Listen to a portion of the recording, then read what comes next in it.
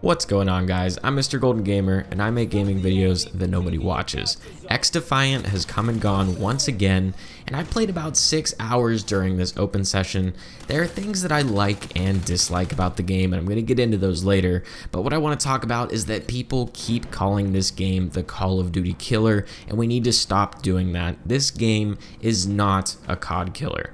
I don't know why everyone started saying this, but these two games, XDefiant and Call of Duty, are two very different games that happen to be in the same genre of first-person shooters. XDefiant at its core is a hero shooter, and Call of Duty traditionally is not.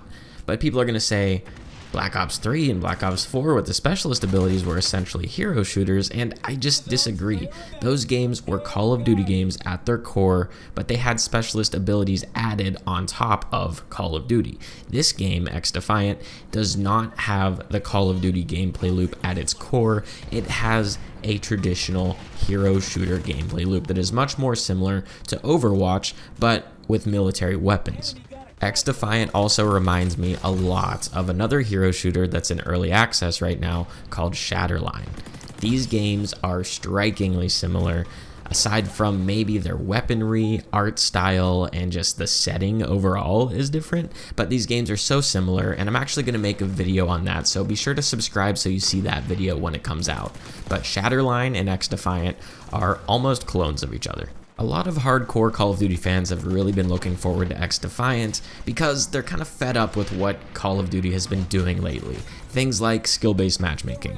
Skill-based matchmaking will not be in XDefiant, and a lot of people think this is going to be a great thing that's going to set it aside from Call of Duty and everyone's going to love it, but the fact that there's no skill-based matchmaking in this game will not matter, and here's why.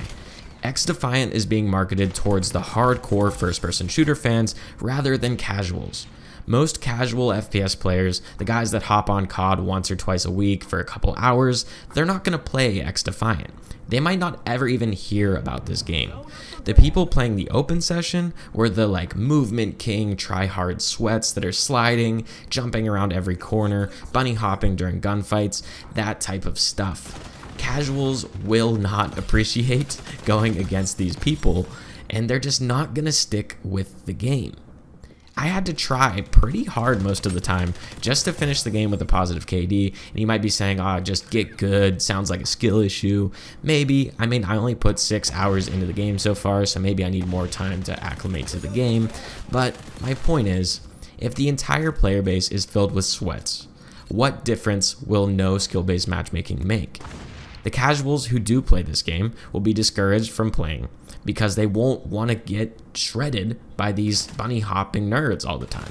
And they're going to go right back to COD. And what are we going to be left with? We're going to be left with a hardcore community of nothing but sweaty tryhards. So what's the point? What is no skill-based matchmaking actually going to do for this game? And look, I could be wrong. The player base might not all be sweats. After all, this was the open session. The only people that really knew that this open session was happening are more hardcore gamers. But what I do know is that in order to be the Call of Duty killer, you need to draw in the casual players. And this is what Call of Duty has done so well for 20 years now. All that aside, I did have some fun playing the open session. It's really refreshing to see vibrant, creative maps like this one where we're in a theme park, you see the roller coaster overhead, all the colors are very bright and vibrant and they just pop on screen. It feels like it's been quite some time since we've seen something like this in Call of Duty. Black Ops 4 might have been the last game to have some fun, creative maps. Black Ops 3 honestly did it the best. One that comes to mind is that water park map where the colors are just very vibrant and it looks good. Even Call of Duty Ghost DLC maps were pretty creative and interesting, but it feels that most Call of Duty maps today are just way too grounded in reality in the desert of unspecified-istan. I think you can have a semi-realistic arcade shooter, but at the same time have some creative, vibrant, fun maps. I thought the faction abilities were super fun to use. They might need to do some balancing here because some things are obviously better than others, but they were still fun. One little subtle feature that I noticed that is really cool is every faction has a different voiceover announcer for the game. And this is so subtle, but I miss this in Call of Duty. I miss whenever we had our different faction and that different voice of an announcer. really kind of adds to the immersive feel of the game, and I really like that. Sniping in this game is really fun. I'm gonna have a full sniping video up on the channel next week, so be sure to subscribe for that. But there are also some things that I disliked. Some of the animations feel a little bit clunky. I don't really know how to describe it, but it just didn't feel smooth at times. Gunfights feel inconsistent. I feel that I get melted even though the time to kill is pretty high in this game.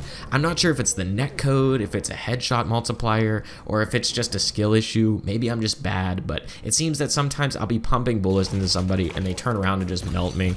Anyway, SMGs need a range buff. It feels like you're shooting marshmallows at anything past 10 meters, and that's not an exaggeration.